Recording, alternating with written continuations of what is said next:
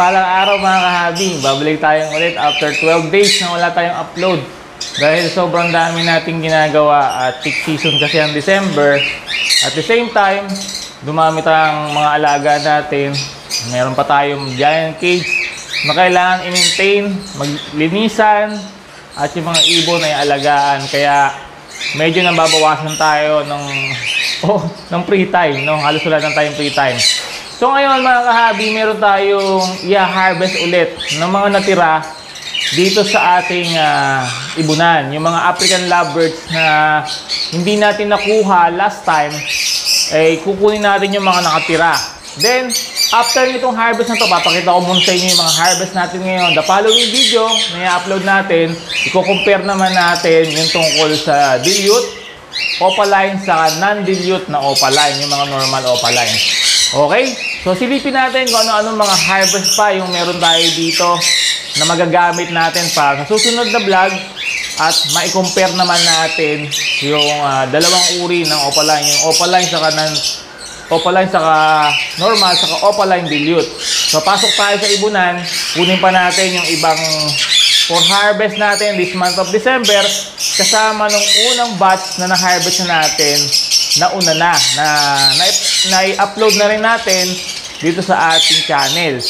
Mga kahabi, supportahan niyo po ang ating channel. Huwag niyo pong kalimutang panoorin yung bawat upload natin para kahit paano ay hindi po nasasayang yung ating time na ginugugol dito para maibahagi sa inyo yung mga impormasyon na content ng ating mga video. At i-follow nyo rin po yung ating Facebook page. Subscribe sa YouTube channel, follow our Facebook page kasi magpaparapol po tayo, malapit na. At doon natin i-announce, no? Hindi ko na masasagot yung mga nagtatanong sa inyo. Ang lahat ng announcements sa Facebook page at i-follow nyo po yung mga post natin. Panoorin nyo po para makasali po kayo doon sa nalalapit nating raffle. Okay, pasok tayo sa loob ng ibunan. Kunin natin yung nalalabi pang for harvest this month of December. Kunin natin yung natira dito. Mga dilute sila sa mga opaline pale SL. Ito yung isa.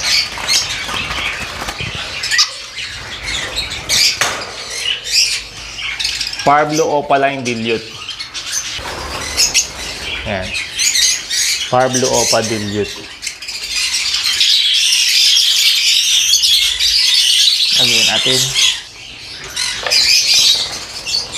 Meron pang dalawa dito. Dilute na green naman yung isa.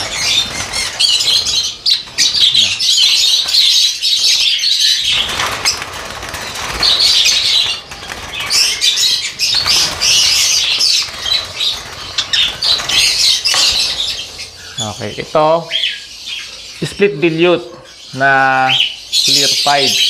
Pamimigay natin to sa raffle. Abangan nyo. Okay. Next.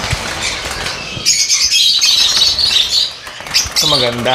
Kulay candy.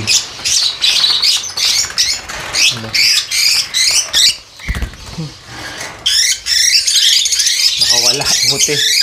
Kulong yung ating ano. Ito naman. Parblo opa dilute. Ay, parblo. Green opa dilute.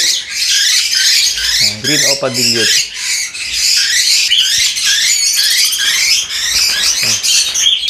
Ito mga split dan.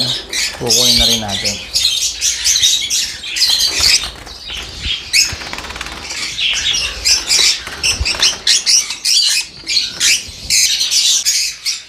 Ito ay Parblo Ewing opaline split dan palo.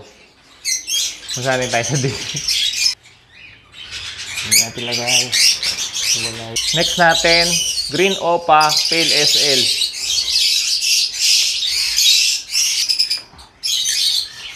Okay.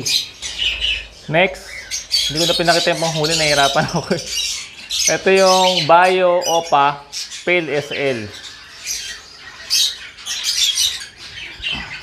Okay. May itlog na pala ulit yung breeder natin ng Pale SL. Ito. Next, itong normal Pale SL split O5 cock. May parblue din tong line.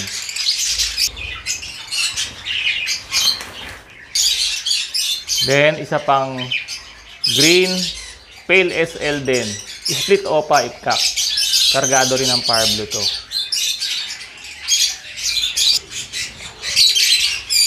Okay, ito na yung mga natira. Labas natin. Okay, ito na yung mga natira nating harvest na hindi natin nakuha. Yung nakaraan. Ito, magagamit natin to sa next vlog natin. Kasi meron ditong mga dilute. Yung dilute ng parblue saka green. Meron din tayong violet nung nakaraan pa. Tapos Pale SL, ko-compare natin yan sa normal na OPA. Tapos ko-compare natin yung Pale SL sa dilute para makita nyo po yung mga pagkakaiba nila. Shoutout muna tayo sa mga kahabi natin, kay kahabi Alex Villachua TV, kay Jeffer Garbo from Cebu United Free Flight, kay Chelon Jaire Ginto, kay kahabi Paul Dave Badayos ng Cebu, kay kahabi Edmar Gakutara, kay kahabi FDA Mini Ibiari, kay kahabi Remy Choi Jaka Kalasyaw from Kalasyaw, Pangasinan, kay kahabi Bernard Tabios from Bira, Catanduanes, kay kahabi Ana Maria Tampus, kay Jose Jerry Padilla, Onin Ray TV, and G. Peders Ibiari, at kay kahabi Isabelita Puentes. Salamat po sa inyong suporta at panonood. Okay mga kahabi, may mga natira pa rin dyan na kukunin pa rin natin kasi medyo maliliit pa yung iba, hindi pa masyadong malakas kumain.